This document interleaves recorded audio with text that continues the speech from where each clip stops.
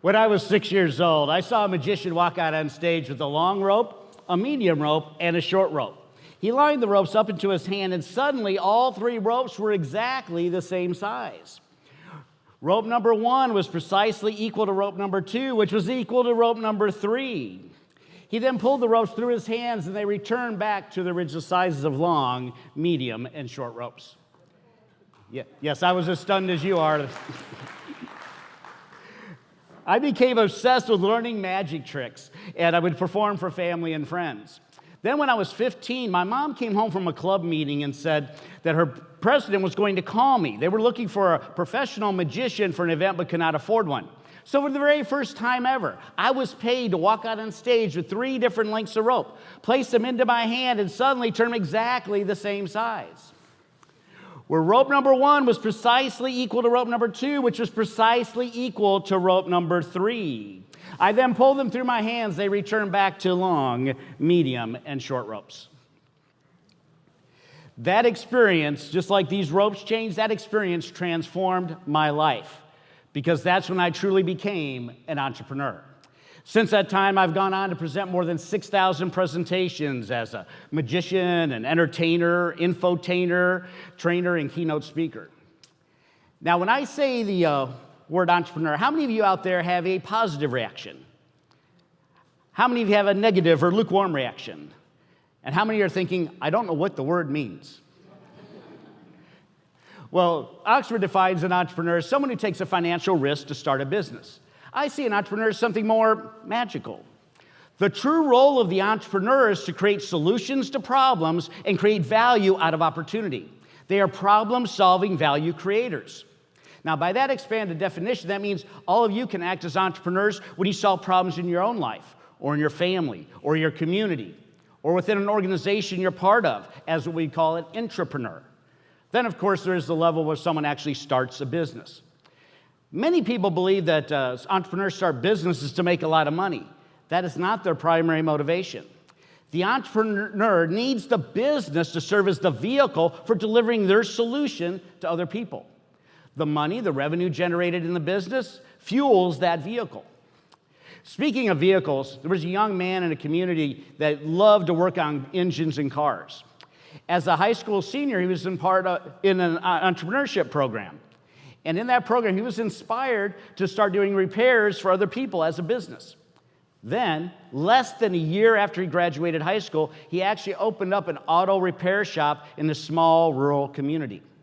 No longer did the citizens of his community have to go 30 to 40 minutes each way, spend a half day or more getting basic repairs and maintenance done on their vehicles. Also, if one broke down, he was able to get it fixed locally, saving a lot on towing costs. See, he was solving problems for people in his community. But what he did was even more impressive when you think about this. Everybody hold up 2 hands, all your fingers extended. Imagine that 10 businesses are starting at this very moment. Now drop 1 hand, hold up just 1 finger. 10 years from now, only one of those businesses will remain standing. You see, 10% of businesses fail within the first year. Another 70% will fail between years 2 and 5, and only 10% will last 10 years or more. With those stark odds, why do entrepreneurs even start businesses in the first place? It's because they have a passion for solving problems for people, a passion for delivering value to people. They believe with their heart, mind, and soul that they have the solution to somebody's problem, challenge, need, want, or desire. You see, passion is their magical fuel to push them through the odds and the obstacles. Now, as they push through that, we start to think about how can we inspire more people to take an idea and put it in action as an entrepreneur. And I believe there are 3 things that we can do as individuals, as communities, and even as a society. I believe we must engage, educate, and empower those emerging entrepreneurs. By engage, I mean, can you connect with, show interest in their idea?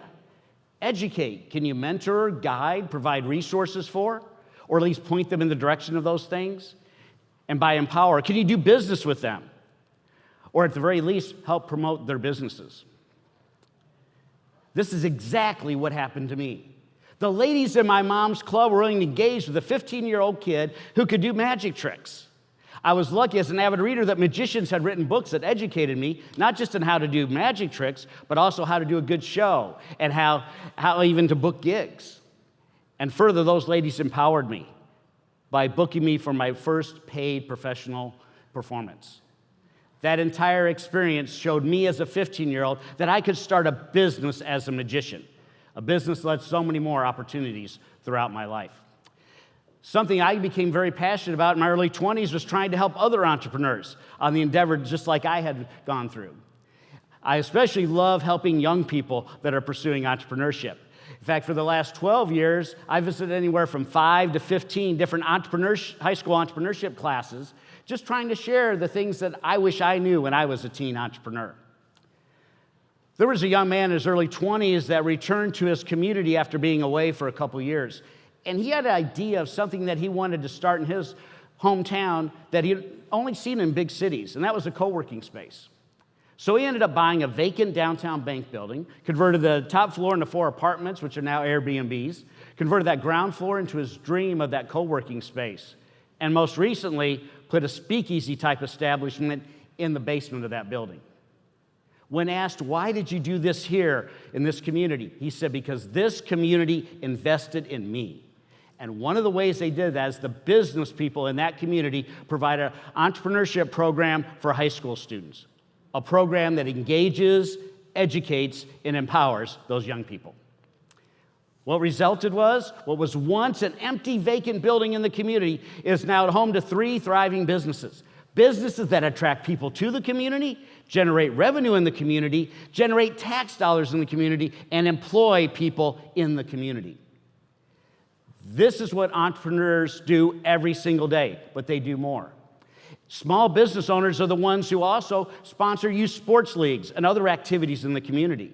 They're also the ones that volunteer to bring their entrepreneurial mindset to go to work with organizations in their community that help improve the community. More broadly, small businesses have accounted for 70% of private employment growth in the United States since 2019 and contribute $5.9 trillion to the GDP. 46% of self-employed people are now female, an all-time high.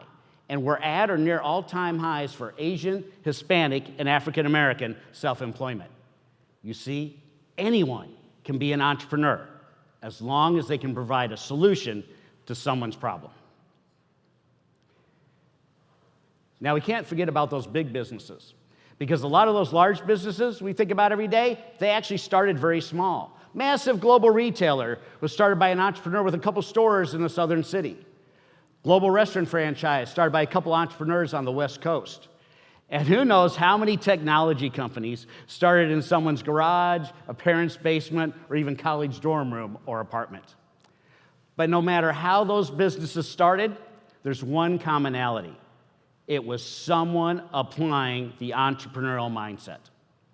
And I want to try, hopefully in a fun way, to show you how the entrepreneurial mindset actually works. So I want everybody right now to think of a number between 34 and 100.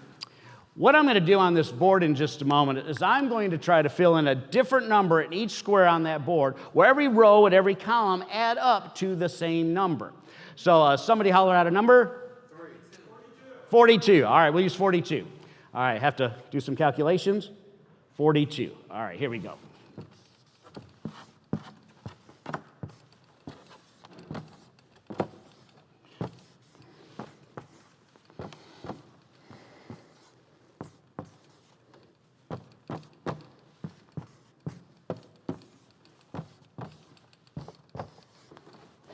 There we go. Now, let's see if I did what I said I was actually going to do. We'll take a look at this first column right here. So right here, if we take 3 and 4 is 17, plus 8 is 25, plus 17 is 42. The number somebody named. All right, we'll try the next one. 16 and 9 is 25, plus 11 is 36, plus 6 is also 42. 13, 4, 18, and 7, also 42. 10, 15, 5, and 12, also 42. Let's see if it worked the other way. We go 10 and 13 is 23, plus 16, 39, plus 3 is 42. Go right here. 15 and 4 is 19, plus 9 is 28, plus 14 is 42. 5, 18, 11, and 8, also 42. And 12, 7, 6, and 17, also 42. No, hold your applause. That is not what I wanted to show you. I said this is about showing you the entrepreneurial mindset. So in doing this, I did a few extra calculations to show you this. If you look at these four right here in the middle, 4 and 9 is 13, plus 11 is 24, plus 18 is also 42. Some of you are starting to look up here in this corner right now and wondering, do 16 and 3, which is 19, plus 14 and 33, plus 9, also 42. It also works right here with these four, and these four right here. No, hold your applause. There's more. Entrepreneurs create value by bringing things that aren't connected together. For instance, if you take these two up here, 13 and 16 is 29, plus the mirror image down here of 7 and 6 is 13, we also get 42. Oh yeah, it works with 14 and 8 and 15 and 5 over here, also 42. No, hold your applause. There's more. Entrepreneurs can see connections that barely exist to create extra value. For instance, if we go on this diagonal right here, 10 and 4 is 14, plus 11 is 25, plus 17 is also 42. Oh yeah, it works on this, 3, 9, 18, and 12 is also 42. No, hold your applause. I want to show you one more, but I want to make a point. Sometimes an entrepreneur comes along who sees something that no one else saw, wasn't even conceived of, and they create something that is truly life-changing and world-changing. One more. If we take 10 and 3 is 13, plus 17 is 30, plus 12 is 42.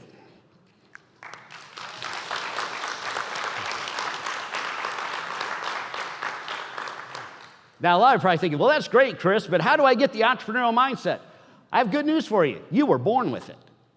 See, everybody is born with it. The bad news is, though, that most people lose it, and it's not your fault. Society has a tendency to push people towards conformity and like-minded thinking. And this starts as young as starting in school for very young people. Sir Ken Robinson pointed out from the TED stage that the United States education system rewards test-taking over creativity, innovation, and risk-taking. So if you want to have the entrepreneurial mindset, you need to apply it in your lives every day. And most importantly, all of us need to encourage it in young people. Now, I'm the proud Grandpa Chris of 5, ranging in age from 11 down to 3. And I'd like to tell you an entrepreneurial trait. I've seen it each one of them. I'll go oldest to youngest. 11-year-old Claire, she makes her own homemade soaps to start selling them, showing taking initiative. Self-confident Kylie goes to her neighbors, pre-sells a neighborhood newsletter she's going to write, print, and deliver. Determined and passionate Luke has his nose down writing a story about one of his favorite fictional characters. Natalie opens her piano recital with a selection that she composed entirely by herself, music and lyrics, revealing creativity. And 3-year-old Ryan, after a successful trip to the potty, is given a chocolate chip by his mom. And he looks at it and says, "Oh, it's a birthday hat." You see, kids see things differently. They think differently. They think creatively, just like successful entrepreneurs. So we have 3 tools: engage, educate, and empower, with one mission: to inspire the future entrepreneurs who will solve tomorrow's problems. Thank you.